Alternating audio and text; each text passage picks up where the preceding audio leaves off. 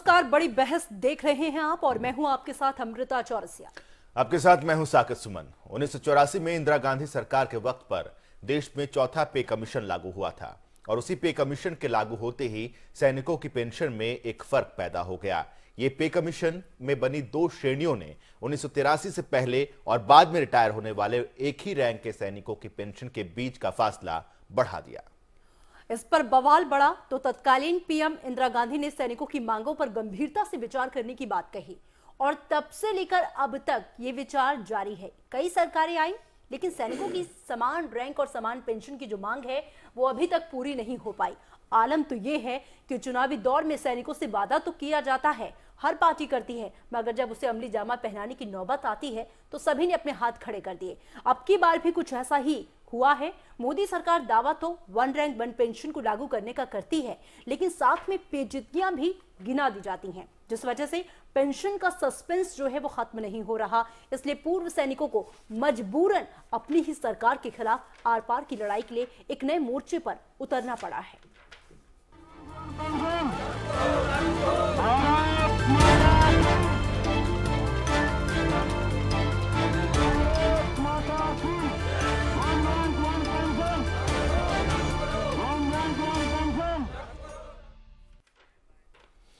पूर्व सैनिकों को वन रैंक वन पेंशन की जरूरत क्यों है, इस बात को ऐसे समझें कि अगर सेना का कोई अफसर 1983 में रिटायर हुआ तो उसे 300 रुपए पेंशन मिलती है और दूसरा सैनिक 2006 में उसी रैंक पर उतने ही वक्त ड्यूटी करके रिटायर होता है तो उसे पेंशन 5000 रुपए मिलती है। आज हालात ये हैं कि अगर 1983 से पहले कोई लेफ्टिनेंट जनरल रिटायर हुआ तो उसे आज के रिटायर हुए कर्नल से भी कम पेंशन मिलती है, जबकि लेफ्टिनेंट जनरल एक कर्नल से 2 रैंक ऊपर होता है। जी हाँ, और 3 दशक से भी ज्यादा का वक्त गुजर चुका है, लेकिन सैनिकों की इस मांग को कोई भी सरकार पूरा अभी तक नहीं कर पाई है। ऐसे में मजबूरन सैनिकों को सरकार के खिलाफ मोर्चा खोलना पड़ा है। ये रिपोर्ट देखिए। मैं आज सार्वजनिक रूप से देश के सेना के जवानों की तरफ से, देश की सेना के पूर्व जवानों की तरफ से भारत सरकार से मांग करता हूं कि वन रैंक वन पेंशन के संबंध में क्या स्थिति है उसका व्हाइट पेपर घोषित करें। चुनावी दौर में बीजेपी के पीएम उम्मीदवार रहे नरेंद्र मोदी ने तत्कालीन यूपीए सरकार से जो सवाल पूछा था, आज वही सवाल हजारों की तादाद में सड़कों पर उतरे पूर्व सैनिक मोदी सरकार से पूछ रहे हैं कि आखिर कब मिलेगी one rank one pension.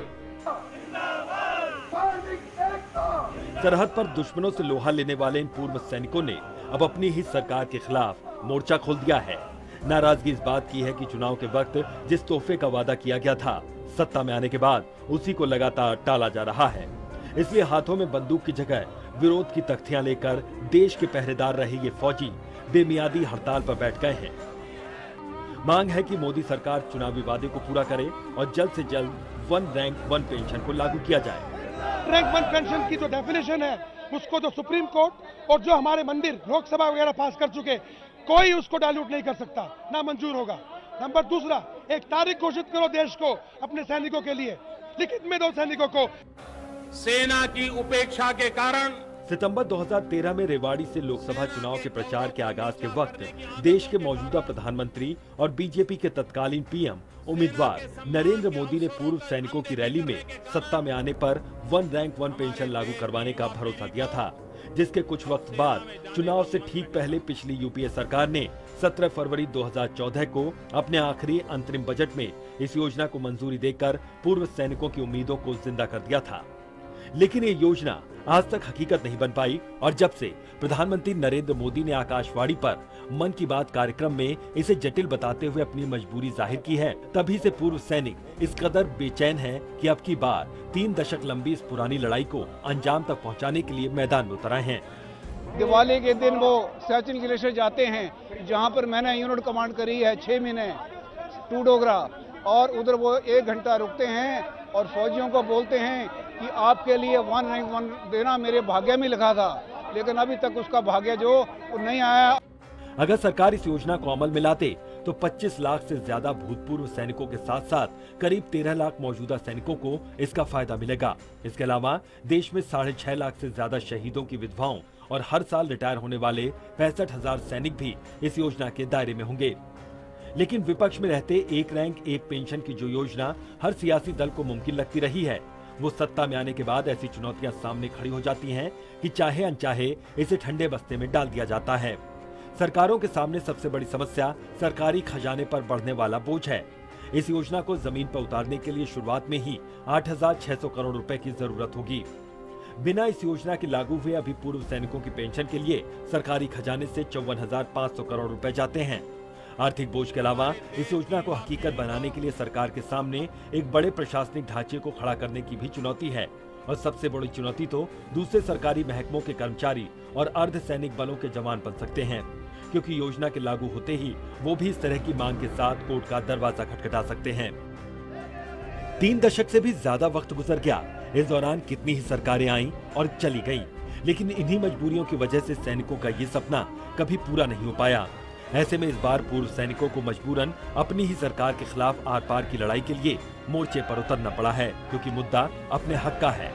Focus Haryana के लिए ब्यूरो रिपोर्ट।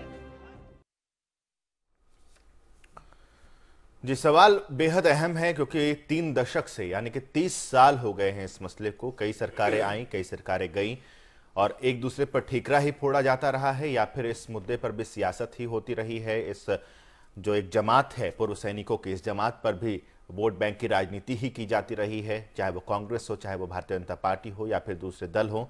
हर किसी ने इसे अपने नफे और नुकसान के तौर पर आजमाया है। कोशिश ये की गई है कि किसी भी तरीके से, चाहे इसको आप बरगलाने शब्द का इस्तेमाल कर ले यहाँ पर, या फिर बहकाने या फिर लॉलीपॉप देने की बात कर ली जाए, ये तमाम ऐसे मुद्दे रहे जिन पर आज हम चर्चा करने की कोशिश करेंगे कि आखिर पेंच कहाँ फंस रहा है। हमारे साथ एक पैनल इस वक्त मौजूद है, आइए तारुफ कराते हैं। हमारे साथ राजीव जेटली जी जुड़े हुए हैं, स्वागत है राजीव जी आपका। कृष्णमूर्ति हुड्डा जी कांग्रेस की तरफ से हमारे साथ जुड़े हुए हैं। इसके अलावा पूर्व सैनिक ब्रिगेडियर प्रदीप शर्मा जी हमारे साथ जुड़े हुए हैं, बहुत बहुत स्वागत है आपका। और इंडियन नेशनल लोकदल की तरफ से कर्नल सुखविंद्र सिंह राठी साहब हमारे साथ जुड़े हैं, आप सभी का बहुत बहुत स्वागत है। चूंकि सरकार भारतीय जनता पार्टी की है और जो प्रदर्शन इस वक्त हो रहा है वो भारतीय जनता पार्टी की सरकार के खिलाफ ही हो रहा है। 2 तारीखें यहाँ पर मैं राजीव जेटली जी आपको याद कराना चाहूँगा। एक 15 सितंबर 2013 रेवाड़ी पूर्व सैनिकों की जो रैली की गई, उस समय नरेंद्र मोदी जी वहां पर पहुंचे और उन्होंने साफ तौर पर आश्वासन दिया कि 1 रैंक 1 पेंशन को लागू किया जाएगा। उसके बाद प्रधानमंत्री बनने के बाद 31 मई इसी साल 2015 मन की बात के दौरान उन्होंने साफ तौर पर इस बात का जिक्र किया कि बहुत जटिल विषय है और इतनी आसानी से इसका समाधान निकलने वाला नहीं है। हम क्या मानकर चलें कि कंफ्यूज हमारे प्रधानमंत्री भी हो गए हैं। साकिब जी, सबसे पहले तो मैं आपको ये बताना चाहूँगा कि मन की बात में माननीय प्रधानमंत्री जी ने बहुत स्पष्ट तौर पर बताया था कि 1 रैंक 1 पेंशन OROP को बहुत जल्दी लागू कर दिया जाएगा। जटिलताओं की बात हुई थी, जटिलताओं के ऊपर इतना बोलना चाहता हूँ कि डिफेंस मिनिस्ट्री से जितनी डेटा था वो डेटा फाइनेंस मिनिस्ट्री को जा चुका है। फाइनेंस मिनिस्ट्री ने जो मेथोडोलॉजिकल कैलकुलेशन करनी है उसके ऊपर वो उस कार्य में लगे हुए हैं और ये बात कहीं से अछूती नहीं है, सभी को मालूम है। 8,600 करोड़ रुपए का आपने अतिरिक्त बोझ बताया कि 1 रैंक 1 पेंशन के बाद आएगा। 8,300 करोड़ रुपया हमारे बजट में इसका प्रोविजन कर लिया गया है। जनरल बजट में माननीय वित्त मंत्री जी ने 1 रैंक 1 पेंशन के लिए एक बजट रखा है 8,300 करोड़ रुपए का, वो लगभग मीट करता वही बजट है। अब सबसे इंपॉर्टेंट बात कहां पर आती है कि डिफेंस सेक्रेटरी से और जो फाइनेंस सेक्रेटरी के बीच में इंटर मिनिस्ट्रियल मीटिंग्स जो चल रही हैं वो कभी पहले हुई नहीं थी। पहले 400-500 करोड़ रुपए का प्रोविजन रखा जाता था 1 रैंक 1 पेंशन, जो पॉसिबल ही नहीं था उतने अमाउंट के अंदर।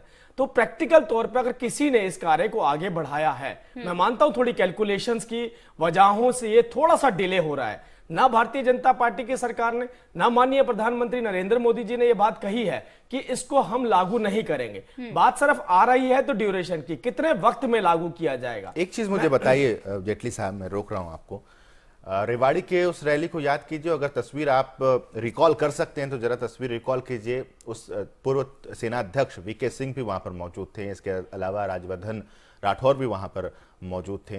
वीके सिंह जब वहां पर मौजूद रहते हैं, इसका मतलब कि आपको सेना के अंदर क्या है क्या नहीं है, कैसे वन रैंक वन पेंशन लागू होना चाहिए, क्या कैलकुलेशन इसकी होनी चाहिए, तमाम जानकारियां आपको उनके थ्रू मिल सकती हैं, या फिर आपकी जो टीम होगी वो कैलकुलेट करके सारी चीजें आपके सामने रख सकती थी। क्या हम ये मानकर चले कि उस समय सिर्फ इस मुद्दे को भुनाने की कोशिश की गई?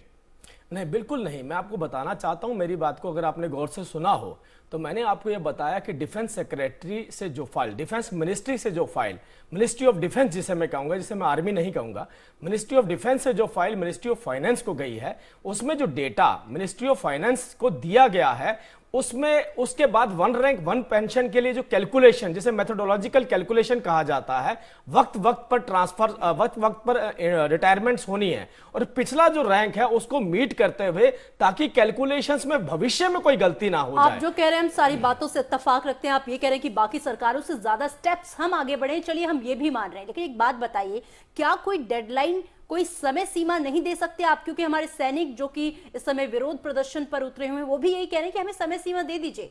मैं आपको एक बात जरूर स्पष्ट बताना चाहता हूं, हो सकता है कि वन रैंक वन पेंशन कल ही लागू हो जाए, हो सकता है इसको लागू होने में 1 महीना और लग जाए। मैंने आपको, अगर मेरे शब्द में आप जाएंगे, 1 साल से ज्यादा का वक्त हो गया और सरकार बनने से पहले का ये वादा था। मैंने आपसे यही बताना, आप इंप्लीमेंटेशन की बात कर रहे हैं। अभी हमने आपको ये बताया कि वन रैंक वन पेंशन हमारे एक्स सर्विसमैन को मिलनी ही मिलनी है, ये हमारी पार्टी और माननीय प्रधानमंत्री जी ने कह दिया है। चलिए, आपको ये लगता है कि देर आएंगे लेकिन दुरुस्त आएंगे, आपको ये लगता है राजीव जी? चलिए कृष्णमूर्ति हुड्डा जी का रुख कर लेते हैं। हुड्डा साहब, क्या एक बार फिर से हम यही कहें कि ये जो नई सरकार है भारतीय जनता पार्टी की, वो यू टर्न की ही सरकार है?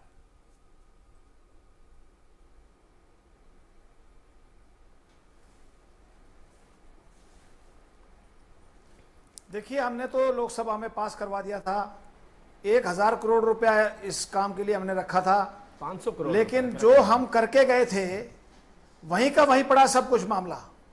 1 साल के अंदर इन्होंने थोड़ा सा भी नहीं किया, और इसकी वजह से पूर्व सैनिक बेचारे सड़कों पे आ गए हैं। आज जंतर मंतर पे 6 दिन से भूख हड़ताल पे बैठे हैं, और ये सरकार का कोई आदमी उनका हालचाल पूछने तक नहीं गया। कम से कम ये जाके उनको आश्वासन दे दे कि हम महीने में, 2 महीने में, साल में, 2 साल में हम इसको लागू कर देंगे जी। लेकिन इन लोगों को बिल्कुल परवाह नहीं है। जब वोटों की परवाह थी उस समय तो इन्होंने रैली करके वो उनको जनरल वीके सिंह को भी पार्टी में शामिल कर लिया, और जितने भी और भी बहुत से लोगों को इन्होंने पार्टी में शामिल कर लिया, उनके वोट ले लिए जी। अब जब इनको देने की बात आई तो 1 साल से इन्होंने कुछ नहीं किया। मोदी जी खुद बताएं आके कि उन्होंने क्या किया है, और बीजेपी के प्रवक्ता बताएं कि 1 साल में हुआ क्या है।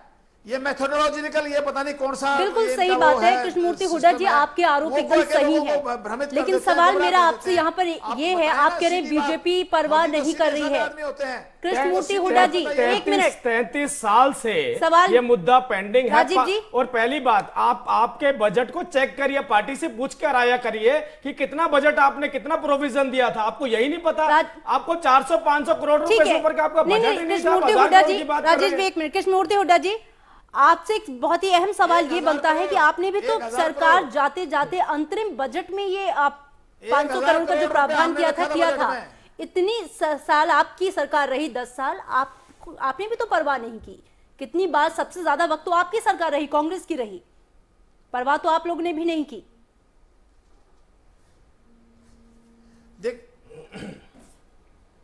देखिए, हर चीज का समय होता है, यानी कि उस समय समय नहीं था, आप ये कह रहे हैं। मांग तेजी पकड़ने लगी, हम लोगों ने अपना फैसला किया और हम तो जाते थे कर गए। ये तो अभी कोई नहीं, आपने भी तब प्रावधान रखा जाते जाते। चलिए ठीक है, पास कर दिया था, ठीक है, आपके पास लौटेंगे। 1000 करोड़ रुपए हमने। हमारे साथ चंडीगढ़ से पूर्व सैनिक हैं ब्रिगेडियर प्रदीप शर्मा जी, उनका रुख करेंगे। सर, आपसे ये जानना चाहूंगी, क्योंकि 35 साल का एक लंबा अरसा चला गया, कांग्रेस की सरकार रही या भारतीय जनता पार्टी की सरकार रही या कोई भी सरकार रही, सबने इस मुद्दे को भुनाया, लेकिन अभी तक वन रैंक वन पेंशन लागू नहीं किया गया। मोदी जी ने तो बहुत ज्यादा उम्मीदें बांध दी, पर अब जटिलताएं भी गिना दी। क्या आप ये मानते हैं कि सिर्फ और सिर्फ सियासत हो रही है इस मुद्दे को लेकर, और अभी भी आपको तस्वीर में कुछ भी उजलापन नजर नहीं आ रहा?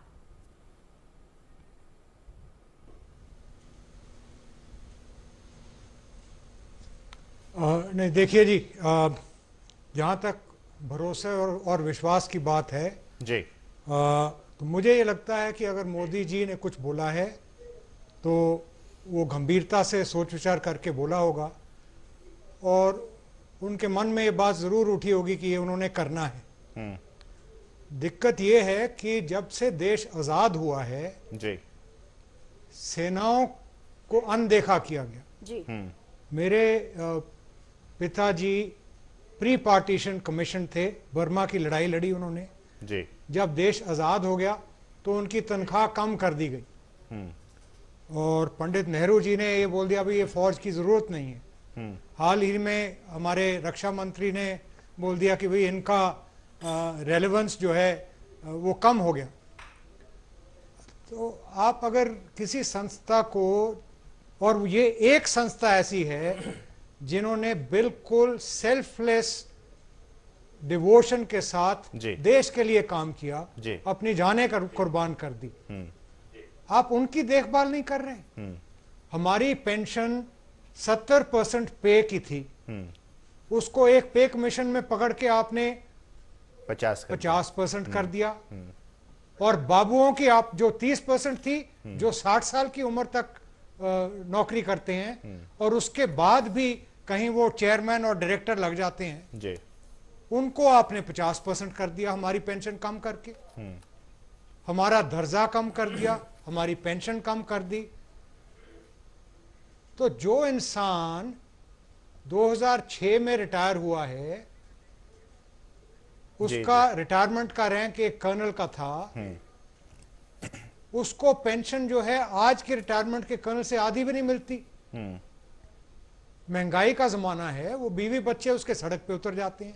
बिल्कुल, एक अहम बात का जिक्र आपने यहाँ पर ब्रिगेडियर प्रदीप शर्मा जी आपने किया है। मैं माफी के साथ आपको रोक रहा हूँ, हमारे साथ एक मिनट जी, एक मिनट मुझे खत्म कर लेने दीजिएगा। मेरा जवान 35 और 37 साल या 40 साल की उम्र में रिटायर होता है, क्या करे उसके बाद? वो सिर फोड़े अपना। मेरा अफसर एक फुल कर्नल 54 साल की उम्र पे रिटायर हो जाता है, एक ब्रिगेडियर 56 पे रिटायर हो जाता है, क्या करे उसके बाद? सड़कों पे बंटे खेले। आप उसकी पेंशन की देखभाल नहीं कर रहे।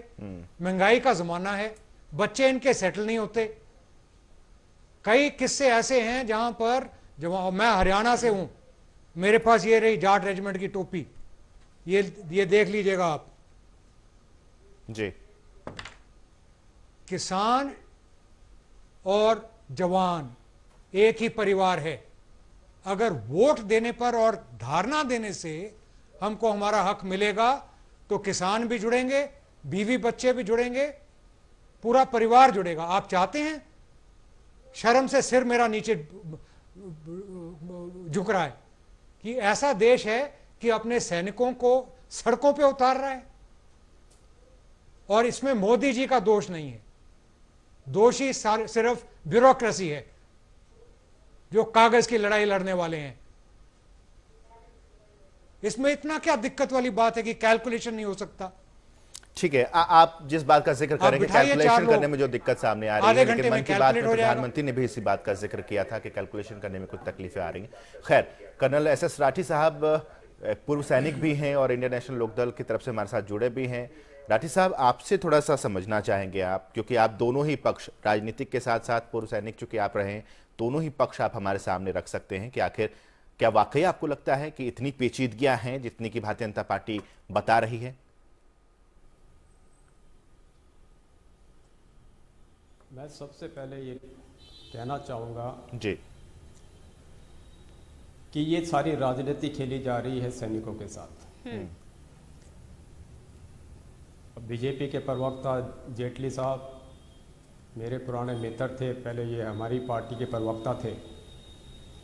जेटली साहब, आप साइड चेंज कर सकते हैं, साथ छोड़ सकते हैं, हम फौजी साथ नहीं छोड़ते। आज आप मोदी के उनके बारे में, बीजेपी के बारे में बता रहे हैं। मैं आपको एक चीज़ बताना चाहता हूँ, ये कहते हैं डिफेंस मिनिस्ट्री ने भेज दिया, फाइनेंस मिनिस्ट्री के पास है। अरे फाइनेंस मिनिस्ट्री भी तो इस इंडियन गवर्नमेंट का ही हिस्सा होगा। ऐसी कौन सी मिनिस्ट्री है कि प्रधानमंत्री चाहता है करने के लिए और वो करे ना जी? ये सैनिकों को बेवकूफ़ बनाया जा रहा है। और मैं आपको ये एक बहुत खतरनाक चीज़ जो हो रही है इस देश में, मैं आपको कोशिश करना चाहता हूं, अगर आपको याद होगा कौटिल्य ने चंद्रमुख गुप्त जी को कहा था, मैं गुप्त जी आपका राज्य भस्म हो जाएगा जिस दिन सैनिक पैसे के लिए खड़ा हो जाएगा, मांग के लिए खड़ा हो जाएगा। वो सिचुएशन आज हमारे भारत देश में आ चुकी है। इसका जिम्मेवार कौन है? इसका जिम्मेवार बीजेपी सरकार है जिसने 6-7 साल इस देश पे राज किया। इसका जिम्मेवार कांग्रेस सरकार है। आज ये पॉलिटिकली एक दूसरे के ऊपर माइलेज लेने के लिए एक दूसरे को बोलते हैं। मैं कांग्रेस वालों से पूछना चाहता हूं, आपने क्या किया? ठीक है, केवल फर्क इतना है कि लौटेंगे। कांग्रेस का प्रधानमंत्री बोलता नहीं था और बीजेपी का प्रधानमंत्री बोलता है पर करता कुछ नहीं है। ठीक है, यानी कि वो बोलते हैं करते कुछ नहीं, आप ऐसा कह रहे हैं। आपके पास लौटेंगे दोबारा से। वरिष्ठ पत्रकार विक्रमजीत सिंह जी भी हैं हमारे साथ चंडीगढ़ से। विक्रमजीत सिंह जी, आपसे मैं ये समझना चाहूंगी, क्या हालांकि किसी पिछली सरकारों ने भी कुछ नहीं किया, लेकिन क्या वर्तमान सरकार नीति और नियत का ये खेल है? नीति बन नहीं रही क्योंकि दरअसल नियत ही नहीं है। जो अड़चनें गिनाई जा रही हैं उन पर पार पाया जा सकता है, लेकिन नियत उस तरह की नहीं है। आप ये मानते हैं क्या? नहीं, आई थिंक सरकार ये इम्प्लीमेंट करेगी और प्रोबेबली एक पॉलिटिकल टाइमिंग की इंतजार कर रहे हैं कि मे बी बिहार इलेक्शन से पहले या उनको पॉलिटिकली जहां सूट करेगा। अगर प्राइम मिनिस्टर ने अपनी स्टेटमेंट दी ऑन रिकॉर्ड के इम्प्लीमेंट होगा तो होगा, बट मुझे लगता है कि सरकार को ये 1 रैंक 1 पेंशन जल्दी से जल्दी दे देनी चाहिए क्योंकि वो ग्रेसफुली बात होगी जी। और क्योंकि हमारे आर्मी ऑफिसर्स के रैंक्स में, जवान्स में एक काफी डिसअफेक्शन बढ़ रहा है कि क्या हम इस चीज के लिए बेग करें? क्या सरकार हमारा हक आराम से नहीं दे सकती? क्या हम इस सड़कों पर जाके हम चीखें तब हमारे को दिया जाएगा? सो अगर सरकार ये ग्रेसफुली कर दे तो ये हमारे देश के लिए, हमारी फौजों के लिए अच्छा होगा। सबसे बड़ी जो टेक्निकलिटी सरकार लेके बैठी है वो ये है कि जो सेंट्रल पैरामिलिट्री फोर्सेस हैं, बीएसएफ, सीआरपीएफ, आईटीबीपी, वो चाह रही हैं कि जी हमें भी ये दीजिए। पर एक बहुत बड़ा फर्क और 1 रैंक आर्मी और सबके लिए ये है कि जो जवान है वो 35-37 पर रिटायर कर जाता है। बिल्कुल। पैरामिलिट्री के जो जवान है, जो सेंट्रल आर्म पुलिस फोर्सेस हैं, वो 54-55 के पास 60 पर करते हैं। तो ये सबसे बड़ा फैक्टर है कि आर्म फोर्सेस को 1 रैंक 1 पेंशन देने का पूरा राइट है और ये बिल्कुल लेजिटिमेट बात है।